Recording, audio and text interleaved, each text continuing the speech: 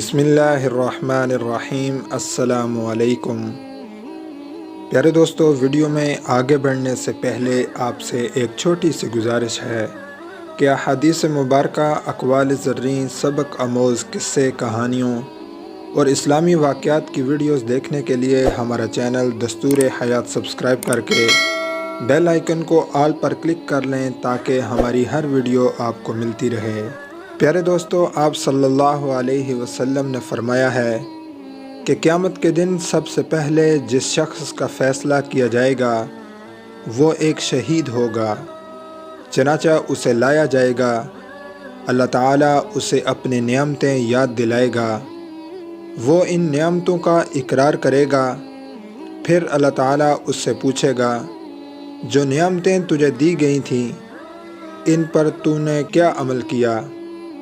وہ جواب دے گا میں تیرے راستے میں قتال کرتے کرتے شہید ہو گیا تھا۔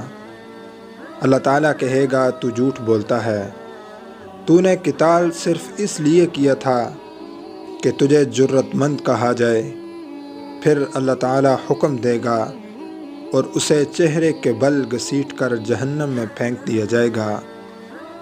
پھر ایک اور شخص کو لایا جائے گا جس نے علم حاصل کیا تھا اور اس نے لوگوں کو تعلیم دی تھی اور وہ قرآن کا قاری تھا۔ اللہ اس سے بھی پوچھے گا، وہ جواب دے گا میں نے علم حاصل کیا، پھر لوگوں کو تعلیم دی اور تیری رضا کی خاطر قرآن کو پڑھا۔ اللہ تعالیٰ کہے گا تو جھوٹ بولتا ہے، تو نے علم صرف اس لیے حاصل کیا تھا کہ تجھے عالم کہا جائے اور قرآن اس لیے پڑھا تھا کہ تجھے قاری کہا جائے۔ پھر اللہ تعالیٰ کے حکم سے اسے بھی چہرے کے بل گھسیٹ کر جہنم میں پھینک دیا جائے گا۔ پھر ایک مالدار کو لایا جائے گا جس کو اللہ نے ہر قسم کا مال عطا کیا تھا۔ اللہ اس سے بھی پوچھے گا تو وہ کہے گا جہاں کہیں خرچ کرنا تجھے پسند تھا وہاں میں نے محض تیری رضا کی خاطر خرچ کیا۔ اللہ تعالیٰ کہے گا تو جھوٹ بولتا ہے، تو نے تو محض اس لیے خرچ کیا تھا کہ تجھے سخی کہا جائے۔ پھر اللہ تعالیٰ اس کے متعلق حکم دے گا اور اسے بھی جہنم میں پھینک دیا جائے گا۔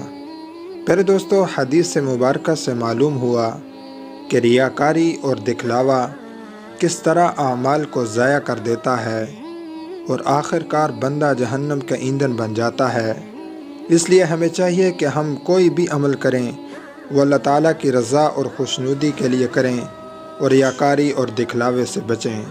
پیارے دوستو، ایسی ہی مزید ویڈیوز دیکھنے کے لیے ہمارا چینل دستور حیات سبسکرائب کر لیں۔ اپنا بہت سا خیال رکھیں۔ السلام علیکم۔